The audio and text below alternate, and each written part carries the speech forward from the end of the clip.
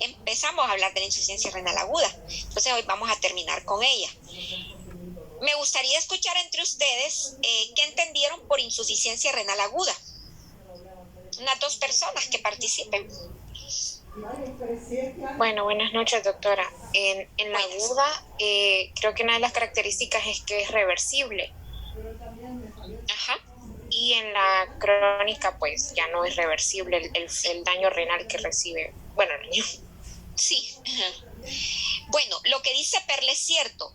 En la mayoría de los casos, una vez se corrige la causa subyacente, pero puede suceder que en alguno que otro caso que no se pudo corregir el problema, dejó realmente la lesión queda para cronificarse, ¿verdad? Puede pasar eso también, pero en la mayoría de las veces el problema, como dice Perla, ¿verdad? Se resuelve, ¿no? ¿Algún otro comentario? Sí, doctora, fíjese que estuve leyendo algo, no sé, me gustaría que me lo aclarara. Es que en la literatura dice, bueno, un artículo, no me acuerdo el nombre, que a veces nos puede dar en el cálculo de la tasa de filtración glomerular, a veces puede dar como que está indicando ya fallo renal, creo que en el estadio 5, pero que no de primas a primeras debemos de diagnosticarlo, sino que hay que hacer como por varios meses estar haciendo los cálculos. Entonces me llamaba la atención porque yo pensaba que así de primas a primeras al hacer el cálculo podemos decir sí, ya tiene, pues, está en estadio 5 por decir algo, pero me dejó un poco confusa eso de que tenemos que estar haciendo no sé por cuánto tiempo los cálculos para determinar si lo tiene o no. Es que la tasa de filtración glomerular a veces en un paciente, no tanto en este agudo, sino que en el crónico, pasa que ya tiene la enfermedad renal terminal, o sea, crónica, ¿no? Ya cronificada. Pero resulta que a veces con el tratamiento médico que se le da al paciente mejora un poco la filtración glomerular, ya sea por el uso, por ejemplo, de diuréticos. Entonces, por eso es que a veces hay que estar, como dice, monitoreando la tasa de filtración glomerular, incluso monitoreándola, porque como a veces uno da un aporte de proteína considerando la tasa de filtración glomerular que vio en el momento que le hizo el plan, entonces tiene que monitorear eso, porque puede hacer que luego le aumente la creatinina y cuando hacemos el cálculo de la tasa de filtración glomerular resulta que pasó a una etapa catalogada como más severa, o a la inversa, mejora la depuración de creatinina y mejora la tasa de filtración glomerular. Entonces a veces hay que estarse, como dicen, jugando entre la cantidad de proteínas que se le da al paciente. Y eso genera, pues, claro, un poquito no un poquito, bastantes dificultades, porque imagínense que ustedes pueden estar viendo un paciente con enfermedad renal crónica y si es en el gobierno, habría que estarlo monitoreando a cada rato y tener pruebas de función renal y habría que hacerle ajustes a los planes de alimentación. Y a veces la gente se va para sus pueblos y no vuelve a entrar y las consultas con el nutricionista son bien espaciadas. Y lo mismo puede pasar en la privada. De hecho, les voy a comentar algo que ahorita me ha pasado, que resulta que me llevan una señora con un problema renal, igual le hago un cálculo en base ¿cómo se llama? A la creatinina que me llevaron de ese día, pero me dicen que le van a hacer uno de control en una semana. Les pido por favor que me lo manden para ver si hay que hacerle algún ajuste, y resulta que la persona, por ejemplo, ni se acordaba de que había quedado en mandarme la tasa el valor de la creatinina nuevamente, ¿no? Cuando yo le mando un mensajito me lo manda. Ajá. Y luego le modifico el plan y no lo han ido a traer, por ejemplo, y está pagado el plan, le estoy hablando. Ajá. Entonces, ¿cuándo va a ir a traer esta persona el plan? Cuando ya hayan pasado 3 semanas y quizá ya tengo otra tasa de filtración glomerular. Entonces, vean las dificultades que se da y esto no solo puede ser en cualquier lugar, les puede pasar en el público también. Lo que usted dice es muy cierto, hay que estar pendiente de la tasa de filtración glomerular y ver si hay cambios en la creatinina. Incluso, ¿por qué? Porque dice uno, le voy a tener que quitar o le voy a poder aumentar. ¿Algo otro aporte? Eso es muy importante, Perla. ¿Otro aporte? ¿O algo otra cosa que recuerden de la insuficiencia renal aguda? Yo lo que recuerdo es lo que estuvimos hablando, que por ejemplo la clasificación de las personas con insuficiencia renal aguda, que pueden ser, se dividen de diferentes maneras. Según esa podemos identificar en qué clasificación se encuentra, por ejemplo si está en prerrenal, intrínseca o postrenal. Entonces según la patología que le haya dado antes, nos puede decir en qué tipo de clasificación está. Ajá, exacto, sí. Bueno, entonces, como les decía, muchos casos de renal agudo van a mejorar. Si fue por deshidratación, va a mejorar una vez que lo hidraten, si no fue tan severa como para haberle dañado el riñón. Una deshidratación por una gastroenteritis, ¿no? O por ejemplo, también en los casos de un sangrado de cualquier tipo, un sangrado, una hemorragia severa. También podemos tener insuficiencias renales agudas en los pacientes graves, complicados, por ejemplo, el paciente gran quemado. Los pacientes politraumatizados hacen insuficiencia renal aguda. De hecho, muchos hacen una falla renal que los lleva a la muerte durante el proceso de recuperación. Y se dijo agudo porque no hubo tiempo de sobrevivencia del paciente para ver si se iba a hacer crónica o no, ¿verdad?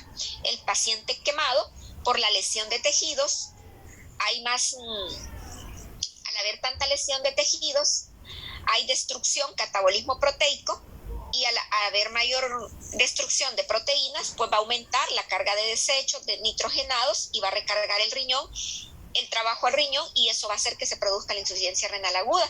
O un paciente politraumatizado, después de un trauma de esa magnitud, hay también necrosis de la musculatura por el alto impacto energético, y eso va a hacer pues que se recargue de trabajo el riñón. Y de hecho, como les decía, muchos pacientes de estos a veces mueren por falla renal aguda, ¿verdad? Y otras complicaciones que se presentan por el accidente. Entonces, casi siempre, muchos casos quizás no nos van a interconsultar, pero por ejemplo, los casos de quemados, los casos de politraumatizados va a ser muy, muy probable, ¿no? ¿Y cuáles son las recomendaciones nutricionales que aparecen en nuestro libro?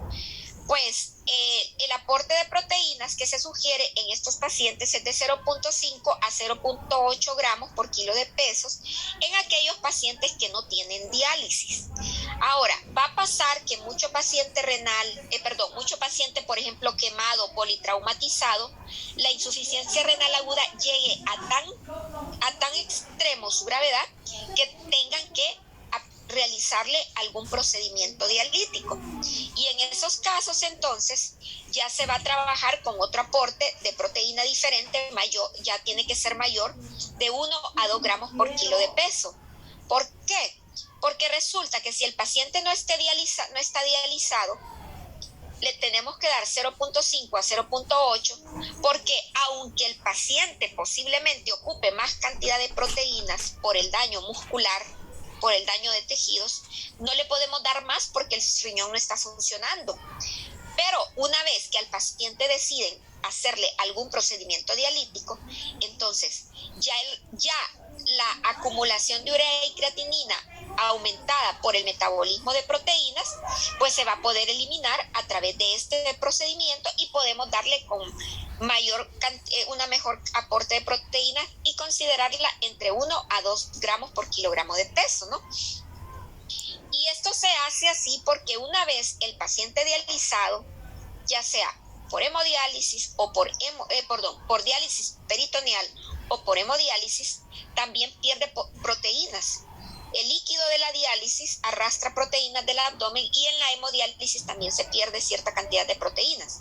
Y por otro lado, pues ya se va a poder eliminar el aumento de la urea y la creatinina que haya podido ocurrir por la mala funcionamiento del riñón del paciente. Bueno, entonces, claro, a medida va mejorando el paciente de su problema de base, va pasando el cuadro agudo, por ejemplo, tanto del quemado como del accidentado u otro cuadro, el paciente va a ir mejorando y sus necesidades metabólicas van a cambiar y normalmente van a ir disminuyendo, ¿verdad? Y por ejemplo, se habla de que cuando ya hay una fase de estabilidad, que ya se empieza a recuperar la función renal, como dicen que todo está volviendo a la normalidad, pues entonces se pauta a la misma aporte tradicional de proteínas que se maneja de 0.8 a 1 gramo de kilo de peso. Claro, dependiendo de otras situaciones a la par que pueda tener el paciente. Entonces, digamos, si un paciente accidentado empezó a salir de su problema de gravedad y ya está en recuperación y era un problema que antes, un paciente que antes no tenía problema de riñón, pues obviamente, y ya está mejorando su función, pues se vuelve a este valor. Ahora, con respecto a las calorías en el paciente con insuficiencia renal aguda, pues se maneja un rango de 25 a 40. Pero aquí es muy importante tener en cuenta también cada situación. Por ejemplo, el paciente accidentado o con quemadura, pues va a tener un catabolismo y un alto gasto energético por todo el catabolismo que se produce, ¿verdad? Pero puede ser que sea por un problema, por una deshidratación severa, ya corregida la insuficiencia renal aguda, pues ya no va a tener la misma demanda, las mismas necesidades calóricas, sino que van a ser menores, ¿verdad?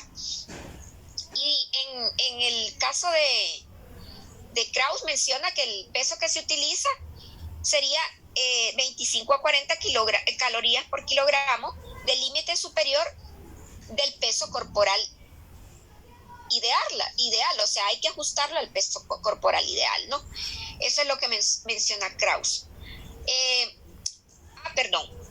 Me comí una línea de acá de esta diapositiva. Hay un tratamiento, recuerden que la diálisis les decía que se le denomina terapia de sustitución renal. Son formas de sustituir el trabajo del riñón, la diálisis, ya sea peritoneal o hemodialítica. Pero existe otro que se llama terapia de sustitución renal continua, que es una forma de filtración sanguínea para eliminar los desechos que no puede eliminar el riñón, que se utilizan algunos aparatos especiales. Entonces, en estos casos también las necesidades proteicas pueden aumentar. Ahora, les voy a decir que no sé realmente si Hospital Escuela, por ejemplo, está utilizando esta técnica, este tipo de maquinaria, ¿no? O sea, normalmente el paciente dializado llega y le hacen su sesión de hemodiálisis o de diálisis, pero existen unas máquinas que tienen un tratamiento continuo, o sea, permanente, como que si el riñón estuviera ahí trabajando las 24 horas, pero que yo sepa, no existe este tipo de equipo ahorita, por lo menos en las unidades de cuidado intensivo he sabido del Seguro Social. Se ocupan, van a hacerle una hemodiálisis puntual, llegan con la maquinaria a la unidad y se la hacen, pero que yo sepa no hay este tipo de maquinaria para terapia sustitutiva renal continua, ¿no? Bueno, entonces en esos casos también vean en ese tipo de pacientes la demanda de proteína hay que aumentarla porque hay una pérdida proteica, ¿no? Por el mismo procedimiento. Bueno, también puede pasar, como pasaba en el paciente con neumopatía, ¿verdad? Que si se hace un cálculo calórico excesivo, también puede haber producción excesiva de dióxido de carbono, ¿verdad? Y esto puede producir una depresión respiratoria, o sea, el dióxido de carbono se eleva en sangre y esto puede producir alteraciones respiratorias en el paciente. Miren que esto es bien complejo. Bueno, y en caso, que es la mayoría de las situaciones que se dan en nuestros hospitales, dice, al no disponer de diálisis ni hemofiltración, se pueden utilizar dietas ricas en calorías y pobres en proteínas. O sea, si no se dispone de diálisis para poder ayudarle al paciente en insuficiencia renal aguda, entonces, como dicen, a puro tratamiento médico y de sostén, ahí sí tenemos que limitarnos a dar una dieta rica en calorías y pobre en proteínas, en el sentido que nos tenemos que restringir de acuerdo a los niveles de creatininas. Pobre en proteínas porque no le podemos dar 1 a 2 gramos a pesar de que haya catabolismo pulmonar, catabolismo muscular, ¿verdad? El paciente con problemas de insuficiencia renal aguda, ¿verdad? También normalmente cuando están hospitalizados se les mantiene se trata de equilibrar la ingesta de líquidos y electrolitos, ¿no? También se les restringe el sodio, ¿no? De acuerdo a lo que está produciendo de orina, porque en la insuficiencia renal aguda, recuerden que se podía producir oliguria. Entonces, si hay oliguria, que era una producción de orina menor a 500 ml en 24 horas, entonces hay que tener cuidado con el sodio, ¿verdad? Para no producir hipernatremia, aumentar la retención de líquidos también, que puede aumentar eso y puede agravar puede agravar el cuadro del paciente. Bueno, otra cosa es que también hay que estar vigilando el potasio, ¿verdad? Claro, los pacientes con insuficiencia renal aguda, por ejemplo, los pacientes con quemados o politraumatizados no están con dieta bioral, están normalmente con alimentación con soporte nutricional enteral o con nutrición parenteral. Pero aquellos que tienen alguna dieta, ¿verdad? Vía oral, alimentación ya vía oral, pues entonces tenemos que estar más pendientes de la alimentación, porque recuerden que esta clase es dietoterapia, ¿no? Y lo que es dietoterapia pues va por la boca, ¿verdad? Pero tener en cuenta que puede ser que nosotros nos toque trabajar con alguno que en el tema de la dieta, con alguno que no está en una situación grave en cuidados intensivos, ¿verdad? Entonces, hay que tener cuidado con el potasio porque pueden tener fluctuaciones, como puede hacer que suba, puede hacer que baja. Generalmente estos pacientes les están monitoreando electrolitos cada 24 o cada 48 horas, ¿no? Y cuando se les sube el potasio, a los pacientes pues tienen que requerir diálisis cuando se les sube demasiado, pues. Muchos de estos pacientes se van a apoyar a veces los médicos con el uso de diuréticos para mejorar los niveles de potasio, ¿verdad? Esto no nos compete a nosotros, pero lo menciona el libro, ¿verdad? Que hay reninas de intercambio para tratar la hiperpotasemia, ¿verdad? En el tubo digestivo, ¿verdad? Pero casi siempre estas cosas quien las termina dando es su médico tratante y nosotros nos limitamos a lo que es la alimentación en sí. Bueno, en el libro de Krauss aparece este resumen. Ahí ven prácticamente es lo mismo que el resumen de lo que habla ahí en cuanto al tratamiento nutricional en la la lesión renal aguda. El aporte de proteínas, de calorías, ¿verdad? El potasio y el sodio, pues, se deben de vigilar porque se puede subir o también se pudieran también disminuir. Y normalmente aquí se hace un cálculo de las pérdidas que pueden tener de sodio o de potasio en cuanto a orina, sudor y todas esas situaciones y todo lo que son excretas del paciente.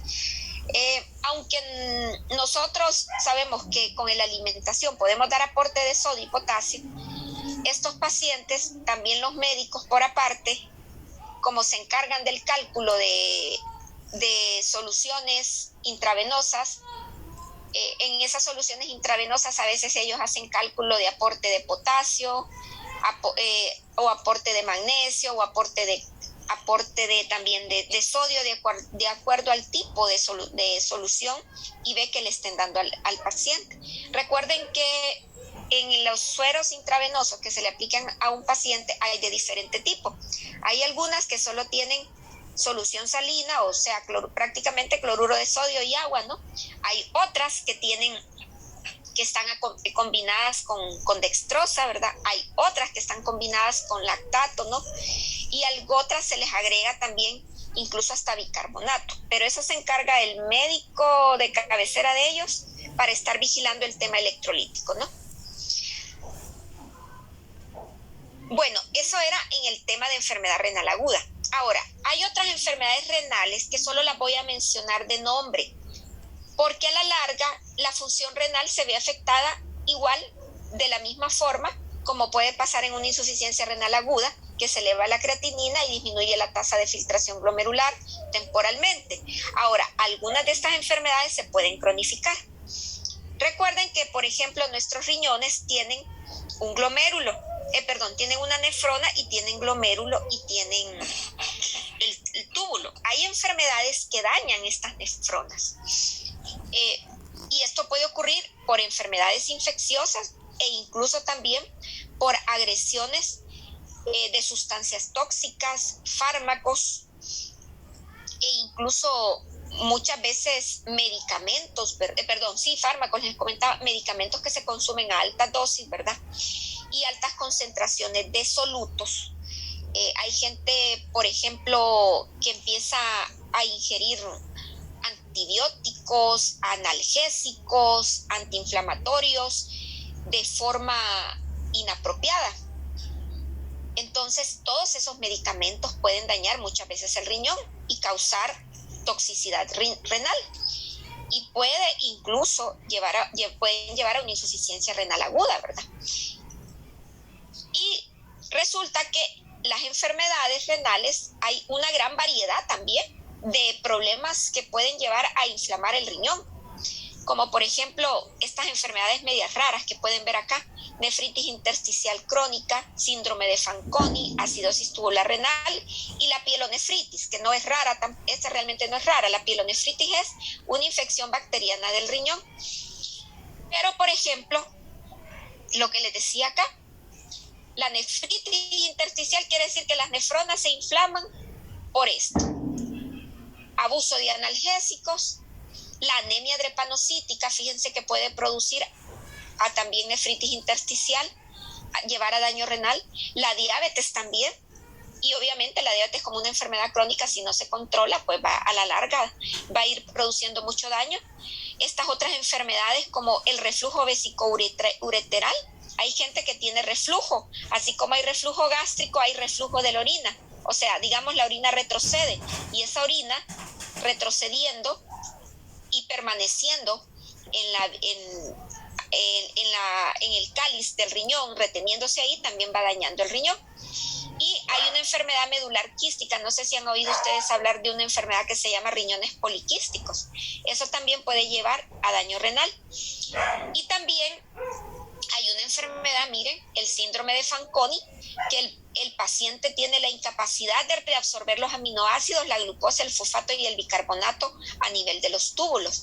O sea, cuando hay filtración renal, cuando el riñón hace su trabajo de filtración, le llega la sangre, la filtra, y en ese filtrado se van aminoácidos, glucosa, fosfato y bicarbonato, pero el riñón sabe que no los tiene que desperdiciar, entonces dice, lo vuelve a reabsorber.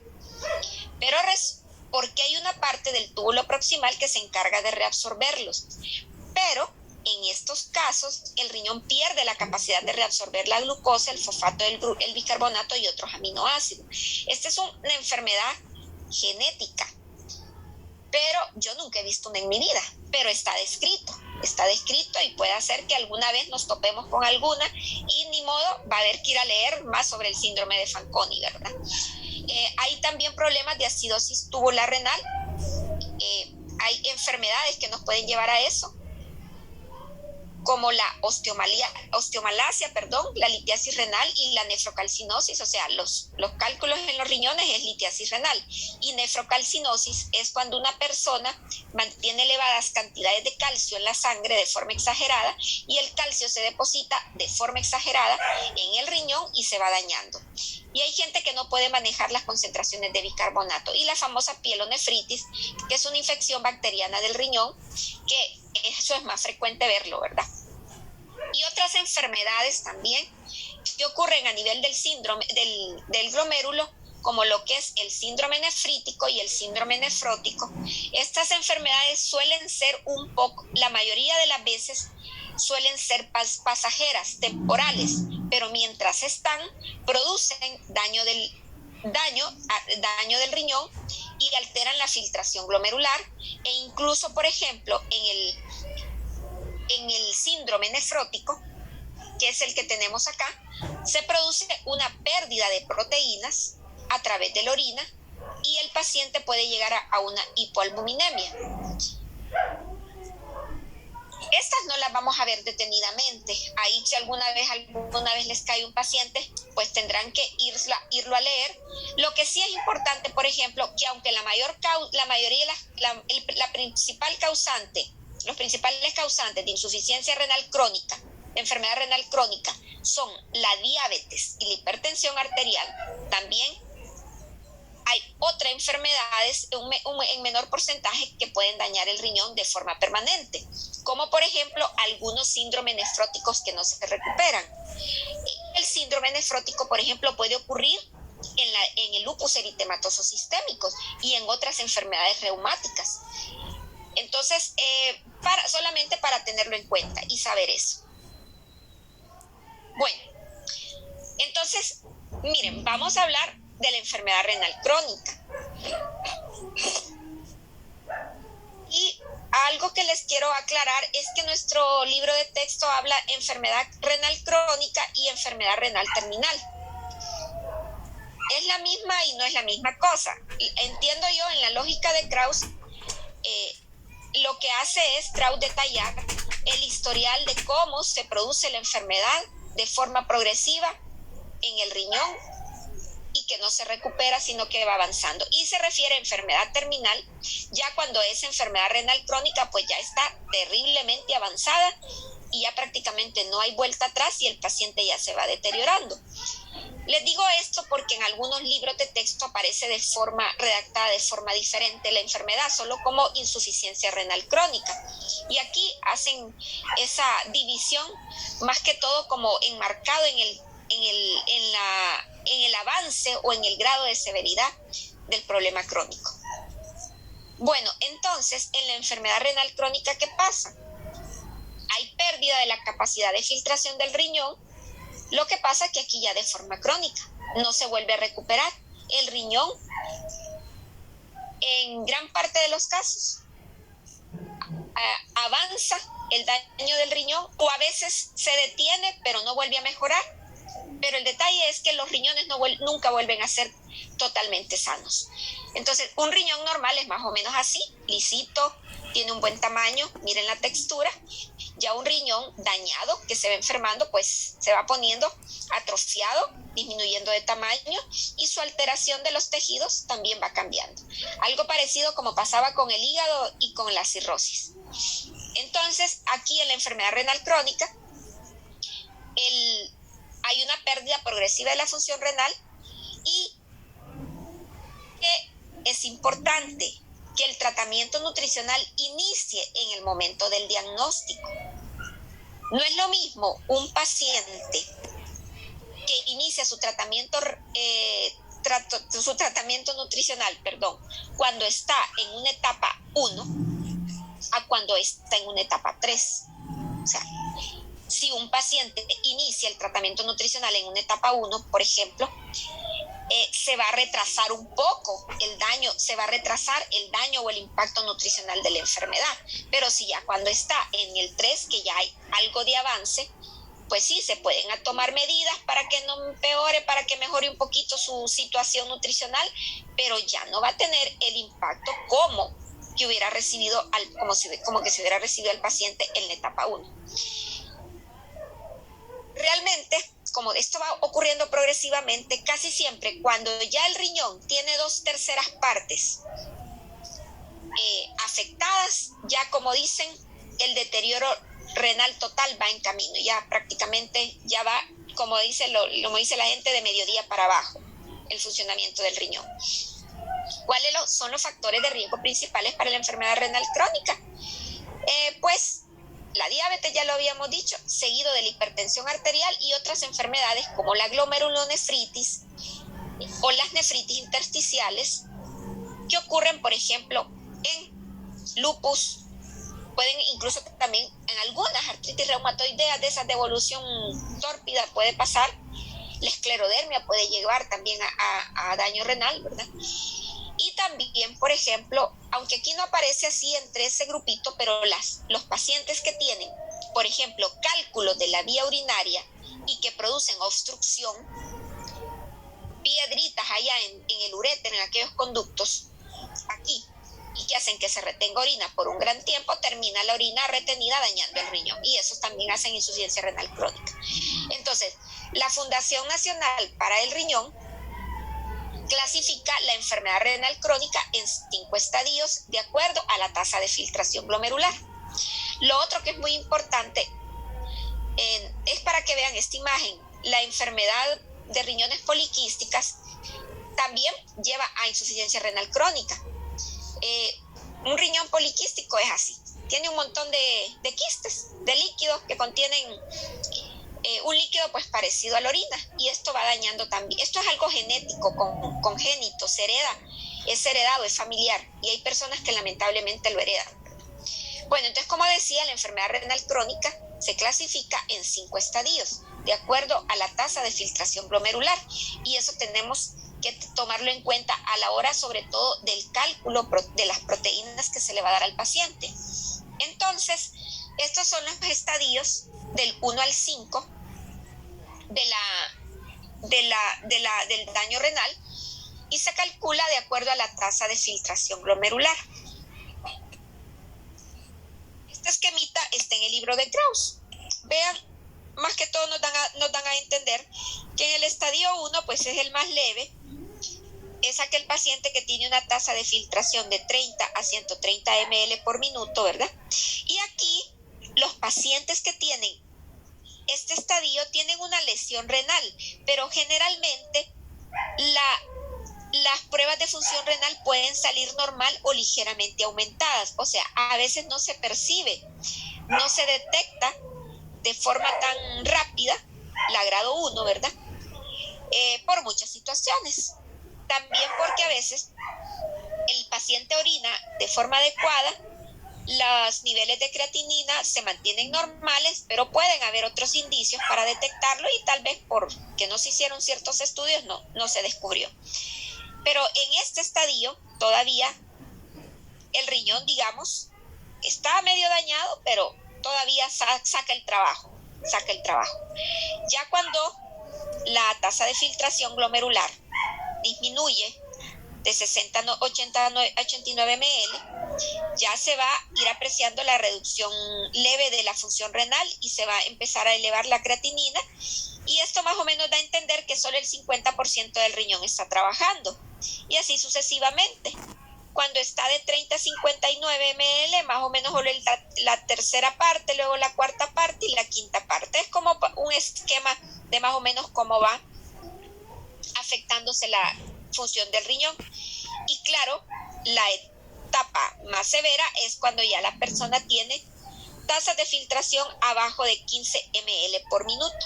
Y aquí es cuando ya se habla de la enfermedad renal terminal, que Krause hace un apartado como para aclarar que prácticamente todos los síntomas de estos pacientes en esta etapa son más graves, y como dicen, ya no hay una solución idónea para el problema del paciente, incluso desde el punto de vista nutricional. Es difícil darles un aporte adecuado y controlar muchos problemas nutricionales que pueden tener los pacientes renales, como por ejemplo que mantengan niveles adecuados de potasio, niveles de fósforo elevado, controlar los niveles de fósforo en sangre que se van elevando en el paciente renal. Entonces, esta tablita uno tiene que tenerla como a mano. Tal vez uno no se la aprenda de memoria, pero tenerla a mano cuando nosotros tengamos que ver, por ejemplo, un paciente con problema renal. Bueno, resulta que la tasa de filtración glomerular se puede calcular. Y entonces, digamos, si nosotros vamos a dar un aporte de proteínas, tendríamos que ver cómo está la tasa de filtración glomerular del paciente. Y para hacer ese cálculo necesitamos utilizar una fórmula. Y así como en las fórmulas de gasto energético hay un montón de fórmulas, y también fórmulas antropométricas, tenemos diversas fórmulas, lo mismo pasa para calcular la tasa de filtración glomerular. Está la fórmula de Cockcroft-Gault, la fórmula de MDRD y la fórmula de CKD-EPI. ¿Qué pasa? La fórmula que más se sigue utilizando es esta. De hecho, una vez yo pregunté en estos lugares de diálisis de Honduras, pregunté cuál seguían utilizando ellos, y me dicen que siguen utilizando esta fórmula, porque, bueno, es la que más utilizan. Ahora, ¿qué pasa con la pregunta que hizo Perla? Fue la que hizo una pregunta de algo de la tasa de filtración glomerular con lo de las proteínas. Sí, doctora. Bueno, entonces, ¿qué pasa? Resulta que a veces el paciente llega a control médico y la tasa de filtración glomerular ustedes se la calculan y resulta que estaba en un estadio 3, con una de 30 a 59, por ejemplo. Pero resulta que a veces viene el paciente y le dan algún tratamiento, como el uso de diuréticos que se utilizan, y resulta que con el uso de diuréticos mejora la tasa de filtración glomerular. Entonces, por eso decía, la compañía puede variar semanalmente si el paciente está muy inestable, o puede hacer que se mantenga, ¿verdad? No todos los escenarios son iguales, pero sí tener en cuenta eso. Entonces, tratar de mantener, si uno va a estar con un paciente así, pues tratar de estar pendiente de su tasa de filtración glomerular, si existe una comunicación frecuente, ¿verdad? Bueno, ahora, nosotros en el caso, creo que yo les pido que calculen la tasa de filtración glomerular, ¿verdad? ¿Verdad que aparece una pregunta? Entonces, van a hacer el cálculo de la tasa de filtración glomerular en el caso de acuerdo a la fórmula de Cockcroft-Gault, perdón. Aquí sí les voy a pedir algo. No vayan a colocar, hay aplicaciones, así como hay aplicaciones para nutrición, aplicaciones para cálculo antropométrico, así hay para la fórmula de Cockcroft-Gault. Pero en el informe no van a colocar el resultado de la tasa de filtración que ustedes obtengan, pero aplicando la fórmula. Y, ¿qué más? Tienen que hacer la descripción de la operación. Porque pasó una vez que me pegaron la captura de pantalla de la aplicación que utilizaron en internet para hacer el cálculo de la tasa de filtración glomerular. Y es cierto, ya en la práctica puede ser que uno trabaje con las aplicaciones para ahorrar tiempo, pero nosotros estamos aprendiendo y tenemos que saber entender de dónde salen esas aplicaciones y por qué, ¿verdad? Entonces, cuando hagan el informe del paciente del caso renal, ustedes tienen que hacer la operación del cálculo de la tasa de filtración glomerular de Cockcroft-Gault, porque es la que más se está utilizando. Y vean, también pasa que la tasa de filtración glomerular con todas las fórmulas pueden sobreestimar o subestimar. Eso es una situación que la vamos a encontrar con todo tipo de fórmulas. Entonces, digamos, la de Cockcroft-Gault, por ejemplo, sobreestima la tasa de filtración glomerular aproximadamente en un 15% de pacientes y en obesos también. Y en los amputados tiende a infraestimarlo también. Eso hay que tenerlo un poco claro también nosotros cuando hagamos el análisis de la tasa de filtración glomerular de los pacientes que vayamos a atender en el tema nutricional. Y esas otras fórmulas que no las utilizamos con frecuencia, vean también, por ejemplo, es la del MRD, también sobreestima también la filtración en aquellos pacientes que tienen una tasa de filtración mayor a 60.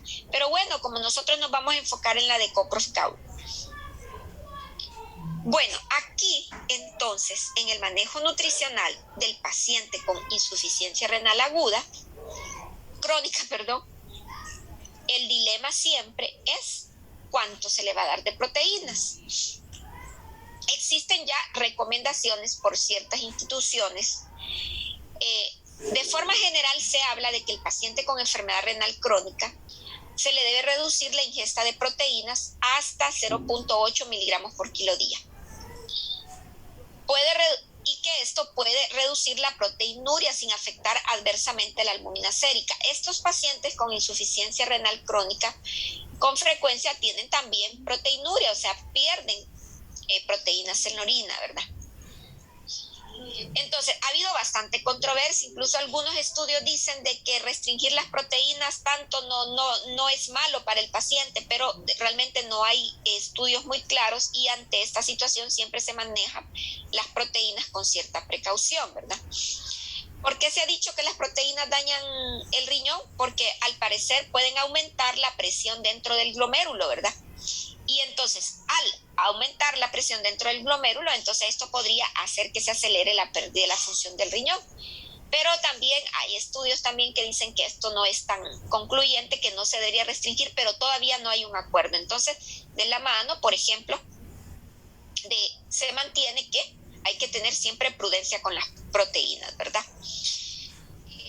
Sobre todo, por ejemplo, aquí esta anotación que hice, hay estudios clínicos que dicen que restringir proteínas en insuficiencia renal leve y moderada puede preservar siempre la función renal, ¿verdad?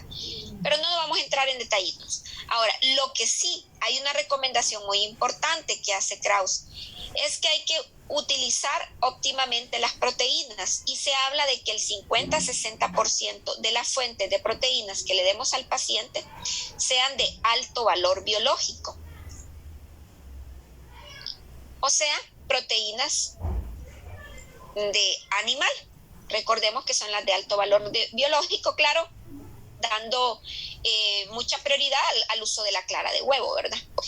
Esta recomendación se mantiene, ¿verdad?, de forma general en el tema de las proteínas en cuanto a su procedencia, ¿no? Ahora, el Instituto Nacional de la Diabetes y Enfermedades Digestivas y del Riñón, que se abrevia NIDDK, maneja estas recomendaciones de proteínas para los pacientes con enfermedad renal terminal. Por ejemplo, que si el paciente tiene una tasa de filtración superior a 55 ml por minuto, se le brinde 0.8 gramos por kilo día. Pero si el paciente tiene una tasa de filtración glomerular de 25 a 55 ml por minuto, a esto se le brinde 0.6 gramos por kilogramo día, siempre cuidando de que la procedencia de proteínas sea 60% de alto valor biológico, ¿no? En ambos casos. Entonces, vean, este instituto recomienda ese aporte proteico. Cuando ustedes hagan el cálculo de proteínas de su paciente, especifiquen cuál recomendación siguieron, si esta o la de otra institución. Entonces aquí vean también, esta recuadro de amarillo es la misma recomendación anterior, solo que la coloqué para comparar con esta otra recomendación que está acá. La NIDDK hace estas recomendaciones que habíamos comentado anteriormente, pero también Krause cita, ¿verdad?, a esta iniciativa de calidad del paciente renal con el tratamiento de diálisis, que lo abrevian acá, de la NKF, da esta otra recomendación, que el paciente que tenga una tasa de filtración glomerular menor a 25 ml por minuto y que no ha comenzado diálisis, se le dé 0.6 gramos por kilo día de proteínas y 35 kilocalorías kilo día para este tipo de pacientes. Ahora, aquí, por ejemplo, les aclaro algo, aunque no esté escrito. Esta recomendación es para pacientes que están sin diálisis, porque ya cuando hay diálisis y hemodiálisis, diálisis ya sea peritoneal o hemodiálisis, ya las recomendaciones varían. Estas son para pacientes que no están con ninguna terapia renal sustitutiva, o sea, que no estén en diálisis, ya sea ni peritoneal ni hemodialítica. Lo mismo con estas. Ahora, vean, pacientes incapaces de mantener ingesta calórica adecuada con este valor recomendado de proteínas, aumentar la ingesta proteica a 0.75 kilogramos día. Y en ambos casos, vean, dar un 50% de proteínas de alto valor biológico. O sea, ambos dicen de que hay que dar proteínas de alto valor biológico, solo que estos recomiendan 60% y este 50%, ¿verdad? Pero aquí quiero que ustedes se fijen esta recomendación que da la NKF. Pacientes incapaces de mantener ingestas calóricas adecuadas con este valor recomendado de proteínas, aumentar la ingesta proteica a 0.75 gramos kilo día. ¿Cómo lo entienden ustedes ese mensaje? Ay, se me cayó.